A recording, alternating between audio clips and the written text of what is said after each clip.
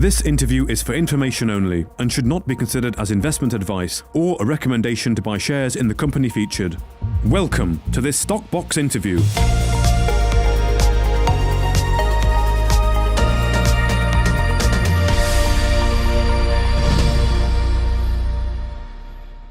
Christian Taylor Wilkinson, the Chief Executive of Altona Rare Earths, joins us today following news that the company has entered into an exclusive agreement to acquire its first rare earth elements project. The Monte Muambe project, in your words, Christian, is a standout asset, and this is a major milestone for Altona. So welcome onto Stockbox. Can I ask you first, how do you feel now, having got that first project over the line? Morning, Mark. Thank you for having me on today. I think we're excited about this. We're really pleased. It's been sort of the culmination of 12 months hard work. This time last year, we signed an MOU with another company that still hasn't been completed. We put together a really strong team of members on the board with different experiences, and I think we just happened to find the right company who wanted to work with us. They were very motivated to working with us, and I think shareholders should be pleased. I think there were a lot of doubters a year ago when we were looking to move into the rare earth space and we didn't have any cash, and now we got our first deal. So it's incredible, and I think it's important to say that this isn't just any old deal. This is a significant rare earth project. Okay, good. Well, I'm glad to hear that you're happy about that. It is an important day when you get that first project over the line. I wonder if you can give perhaps an overview of the structure of the deal, particularly on the SPV model and the benefits that brings. There's going to be an SPV formed, which will have a different name, probably Monte Muambe Mining. We receive 1% of the SPV when we signed the agreement yesterday. And then, as we sort of detailed in the RNS, which we put out this morning, there are three key phases. So at the start of each phase, at the start of the first two phases, we pay £40,000 in cash. Then we have to do a certain work program over a certain period of time, the first phase being 8 months. And at the end of it, we give the current owners of the license 1 million Altona shares.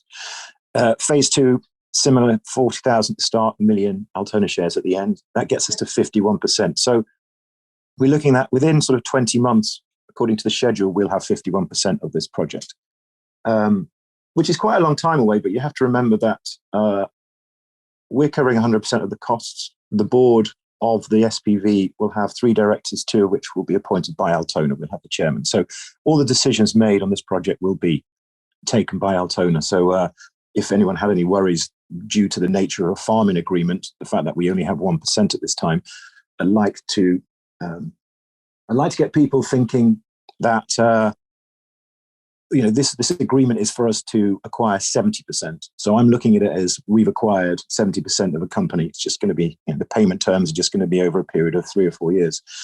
And then the last phase, which is the important phase because we produce a feasibility study, which is the preparation to moving into production.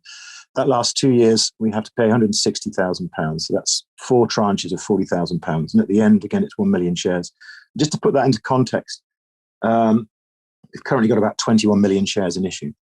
So issuing a further 3 million shares, it's not a great deal. And I think for the potential significance of this project, it's a really good deal for shareholders, a really good deal. Okay. Well, talking on the significance of the project, I wonder if you can give a bit of an overview of the Monte Muambe project and why you do like it so much. And I guess is there any historical data that you can draw from as well? Yeah, I think one of the reasons we were immediately interested in it is the project was explored back in 2010, 2012. So a 2-year period, 165 holes were drilled. So it represents about 5% of the total area, which is a very old volcanic crater. So it's a circular area. 5%'s been explored, 165 holes drilled to date. The previous company were looking for fluorite The results for that weren't particularly interesting, but in the analysis of the cores and the chips, they found fairly good indications that rare earths were present. We're looking at intercept grades of up to 4.1% total rare earth oxide. There were 3 specific holes that were drilled, 49 meters, 36 meters, 96 meters. They're quite shallow holes. And we're looking at sort of an average of over 2.5% total rare earth oxides, which is above average for carbonatite hosted rare earth deposits. So this is, again, the first MOU we signed, the one in Malawi, that was an ionic clay deposit. So ionic clay being the weathering of the rock over the millennia has turned into dust, I suppose. Rains have fallen, soils deposited through various processes. So what you have is a layer of maybe 10 or 20 meters of soil and clay. So to get to the rare earths, it's a cheaper and a quicker process, but the concentration of the rare earths is far less because they've been disturbed from their initial formation in rock. So our carbonatite project, which is a formation such as this, the rare earths are still in situ within the hard rock. So the process of getting them out is more costly and it's more time consuming because you've got to go through solid rock rather than scooping up loads of soil and clay and sand. So this project will take longer, but as I said, the indications so far are that the mineralization is strong. I think the way to put it into context, our geologists, the first thing we set out to do last year was let's look at the top 20 rare earth projects for sale in Africa, viable projects, the ones that you could take to production and the ones that would make money for you if you did. And this was in his top 5. So, we were at the right place, the right time, and presented the right profile to the owners of this project. So there is a little bit of luck, I suppose, involved. But the data shows that if we do what we set out to do, we find that the funding to do it. Let's say within 4 or 5 years, we can have, sorry, you have to keep clearing my throat.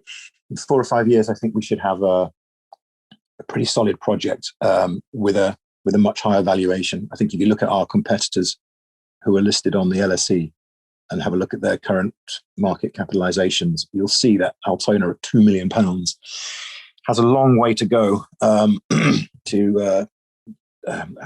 we're obviously a few years behind these guys, but on the valuation side, I think it might give shareholders a little bit of excitement to know where this company could get to price-wise.